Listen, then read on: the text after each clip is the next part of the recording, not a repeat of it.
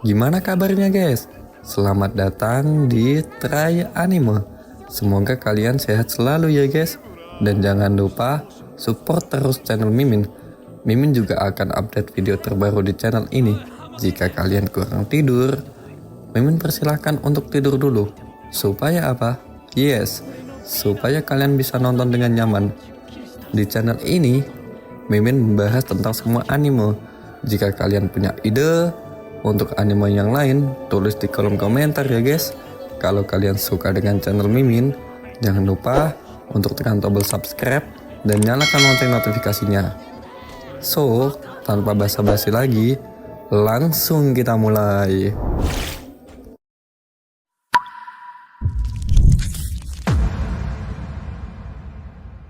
Di awal cerita diperlihatkan di dalam kelas terdapat seorang konten kreator terkenal yang sedang live streaming. Dia sedang merayakan subscriber yang telah mencapai 700.000. Dia adalah Pak Go. Di sini dia live streaming tidak sendirian, melainkan ditemani bintang tamu teman cewek satu kelasnya. Dia adalah Rumi. Dia juga seorang konten kreator. Tema konten si Rumi ialah membagi tips make up untuk siswa.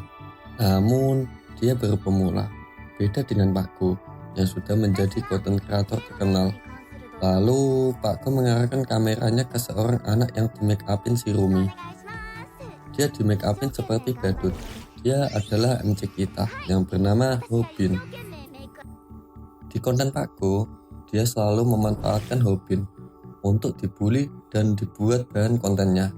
Namun, Hobin tidak mendapatkan sepersen pun upah dari konten Pak Go. Kasian banget sih dari Hobin. Di sini, Pak Go menyuruh kameramennya yang bernama Jisai untuk mengarahkan kameranya ke dia dan Hobin. Dia menyuruh Hobin buat menyapa penonton dengan senyuman sambil menatap Hobin dengan aura mengancam.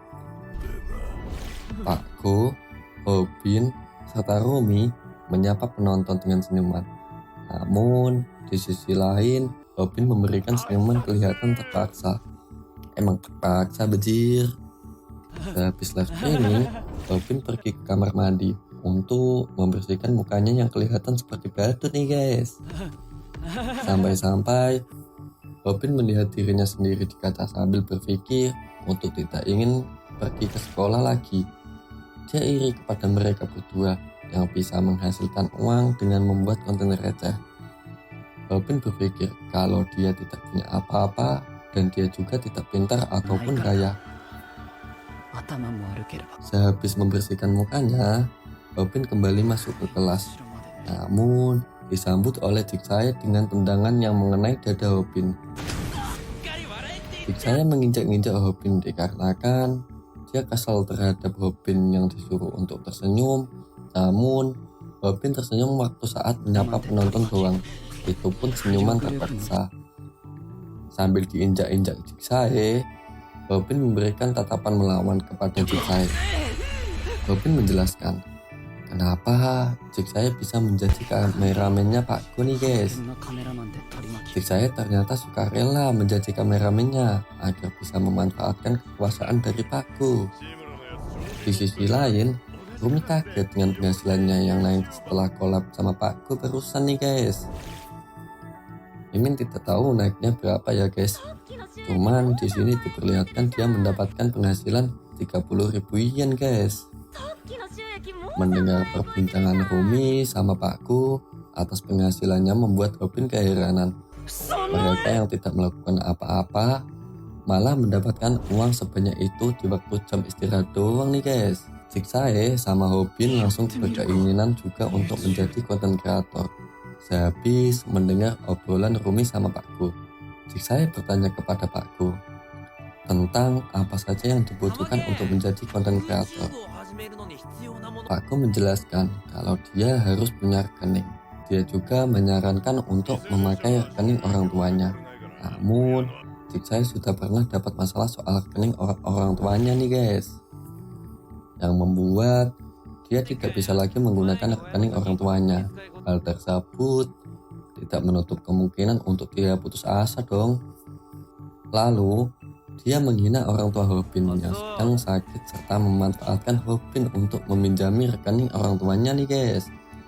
Pak Go mendengarkan ucapan Jigsae langsung meluruskan seharusnya bilang, "Mak lo udah mati belum? Parah banget Dani si botak bejir. Pengen gua cita palanya anjing." Di situ Hobin langsung termenung dan berpikir seharusnya dia menggunakan pukulannya.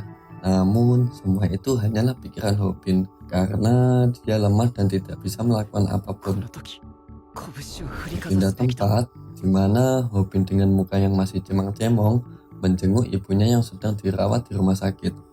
Dia bilang ke Hobin kalau dia bisa keluar dari rumah sakit kapanpun.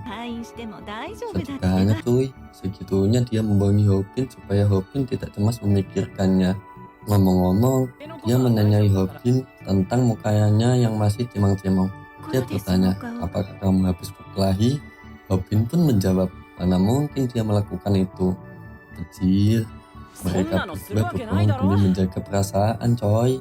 Sehabis mengobrol sama ibunya, Hobin pergi ke tempat administrasi untuk membayar biaya rumah sakit. Diperlihatkan biaya rumah sakit untuk merawat ibunya yaitu sebesar 30.000 yen, yang membuat Hobin berpikir bagi dia 30.000 yen itu setara dengan dia kerja paruh waktu 1 minggu. Berbeda dengan mereka berdua, yang dimaksud adalah Pak Go sama Rumi ya guys. Dia mendapatkan 30.000 yen cuman waktu jam istirahat sekolah. Berpindah tempat di mana Hobin bekerja di McDonald's. Sambil memikirkan hal tersebut hingga putus asa, tiba-tiba ada cewek cantik teman kerja Hobin memanggilnya. Namanya Bomi. Cantik banget tuh. Buset, glowing. Bomi bertanya ke Hobin, apakah kau tahu di mana beef patty-nya? Dia menjawab kalau beef patty-nya berada di kulkas pendingin. Sambil malu-malu kucing, Hobin kembali bersemangat menjalani hidup. Tiba-tiba terdapat pelanggan sedang berjalan menuju ke kasir sambil membawa kamera. Ternyata dia Pak Go dan Jigsae. Hobin kaget dong. Sambil ngumpet, kenapa mereka bisa berada di sini. Dia berpikir kalau ketahuan sama mereka bisa gawat nih guys. Pak Go memberitahu kepada penontonnya kalau dia ke situ untuk menemui Dewi Wakdanal yang lagi viral di sosmed nih guys. Ternyata Dewi yang dimaksud adalah Bomi nih. Emang cantik sih. Di sisi lain, Hobin yang sedang ngumpet sambil mendengarkan tambah terkejut dong. Pak Go memberikan tantangan kepada Bomi untuk membuatkan burger mirip dengan foto yang dibawa Pak Go. Dengan waktu 30 detik, kalau tidak bisa Bomi harus mengasih nomor teleponnya nih guys. Mana bisa cowok bikin burger dalam waktu 30 detik, agak lain ini si botak. Mendengar tantangan Pak Go, Hobin tidak terima dan tidak akan menyerahkan Bomi padanya. Dilihat-lihat Hobin kayaknya suka pada Bomi nih. Cie. Tiba-tiba Hobin menaruh burger seperti di foto di atas tempat pesanan Pak Go. Pak Go heran, Hobin ternyata bekerja di McDonald's. Hobin bilang ke dia untuk segera pergi dari sini. Kau telah mengganggu pelanggan yang lainnya. Sehabis dia bilang seperti itu, dia langsung pergi ke belakang guys, yang membuat teman kerjanya memuji kalau dia terlihat keren. Di pikiran Hobin berbeda dengan temannya. Dia berpikir kalau besok dia bakalan babak belur nih. Namun Bomi melihat apa yang dilakukan Hobin membuatnya tersipu malu nih. Cie, tumbuh benih-benih cinta nih. Beda waktu di sini. Diperlihatkan malam hari di rumah Hobin terdapat Jigsae yang sedang live streaming menggunakan komputer serta nama dan rekening ibunya Hobin. Bang, lalu di mana Hobin? Hobin sedang memasak. Dia membuat makanan untuk Jigsae coy. Udah seperti babu jir. Itu rumah siapa ya kan? Disuruh masak pula. Habis memasak, dia mengantarkan makanan ke Jigsaw yang sedang asik live streaming. Tiba-tiba kaki Hopin tersangkut kabel yang terhubung ke layar komputernya ini guys, yang membuat Hopin serta makanannya yang dibawa terjatuh ke arah muka Jigsaw. Muka Jigsaw kepanasan akibat ulah Hopin, serta layar komputernya pun mati, yang membuat dia marah dan menginjak-injak Hopin dengan mengatai kalau ibunya sakit dikarenakan Hopin. Padahal itu rumah Hopin, kenapa Jigsaw seenak jidat benjir? Hal tersebut membuat Hopin tidak menerima perkataan kalau ibunya sakit dikarenakan dia. Dan terjadilah pukulan pertama Hopin ke arah Jigsaw. Mereka pun berkelahi. Mereka tidak sadar kalau live streaming masih berjalan, serta otomatis terupload nih guys. Sehabis berkelahi diperlihatkan Hopin yang sedang merasakan rasa sakit akibat berkelahi.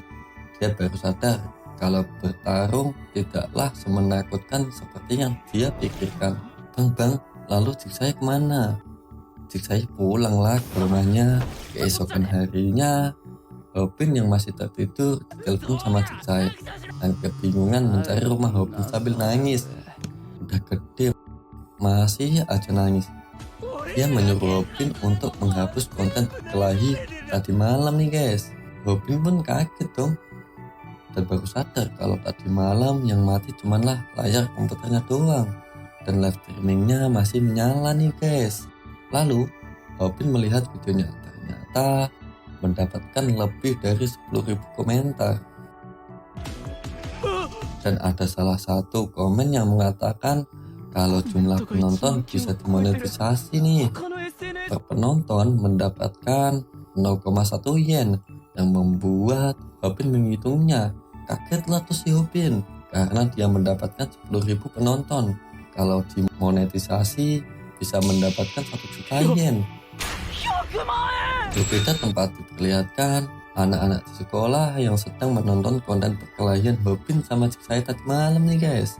Terdapat Jigsaw memasuki kelas serta menatap teman sekelasnya yang sedang menonton videonya tersebut. Menurut mereka perkelahiannya terlihat lucu nih. Emang lucu sih. Jigsaw tidak mau usaha yang selama ini dia lakukan untuk mendekati Pakku, untuk jadi populer, jadi sia-sia nih guys. Dia mencari mangsa teman sekelasnya yang terlihat cupu. Namun teman sekelasnya sekarang sudah tidak takut kepada dia, yang membuat dia diajar sampai tidak bisa bergerak nih guys. Sampai-sampai dia meminta tolong kepada Pakku. Pakku malah tersenyum dong, menikmati Jigsaw diajar habis-habisan nih guys. Parah banget dah nih si botak.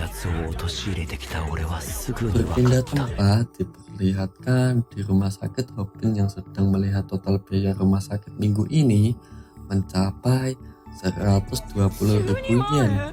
Kagetlah si Hopin. Lalu dia pergi keluar memikirkan atas kontennya yang mendapatkan 10.000 penonton. Tiba-tiba dia dipukul sama Jigsaw dan marah-marah karena Hopin sudah mendapatkan uangnya. Namun berbanding terbalik sama Jigsaw yang menjadi bahan leluconan di kelas, hingga dia meminta bagian separuh dari konten tersebut kepada Hopin. Hopin menolaknya, yang mengakibatkan perkelahian di antara mereka.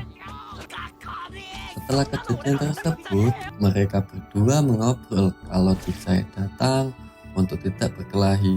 Namun dia diam-diam merekam perkelahian mereka waktu di depan rumah sakit nih guys. Jigsaw menjelaskan keahliannya yang bisa mendapatkan angel yang bagus untuk dijadikan konten, hingga Jigsaw menawari Hopin untuk bekerja sama agar bisa mendapatkan uang banyak dengan cara menjadi konten kreator nih guys. Sisi lain, Jigsaw hanya memanfaatkan Hopin agar bisa menjadi populer. Hopin bertanya tentang pembagian uangnya. Jigsaw menjelaskan kalau Jigsaw dapat 90% dan Hopin dapat 10%. Mereka bersalaman. Kukira Hopin sudah deal. Ternyata cuman prank. dan memberikan jari tengah ke arah Jigsae, lalu pergi begitu saja nih guys. Namun Jigsae memaksa Hopin sampai mereka sepakat kalau Hopin dapat 90%, sedangkan Jigsae mendapatkan 10%. Saya kesal dong, namun harus bagaimana? Itu cara satu-satunya agar Jigsae bisa populer nih guys. Hopin bertanya tentang tema kontennya. Dijawablah sama Jigsae kalau kontennya bertema menguak para bully secara langsung. Inilah akhir dari Genka Tokugaku episode 1 nih guys. Buat kalian yang sudah menonton sampai habis, matur suwun guys. Semoga kalian sehat selalu dan dilancarkan rezekinya ya guys. Dan terima kasih atas support kalian. Tanpa kalian, Trek Anime bukanlah apa-apa. Kalau kalian suka dengan konten Mimin, jangan lupa untuk like, comment, and share ke teman-teman kalian. Kalau kalian punya pertanyaan atau ide untuk video selanjutnya, tulis aja di kolom komentar ya guys. Seperti biasa, untuk video selanjutnya hanya di Try Anime. Buat kalian semua, see you guys. Matur suwun.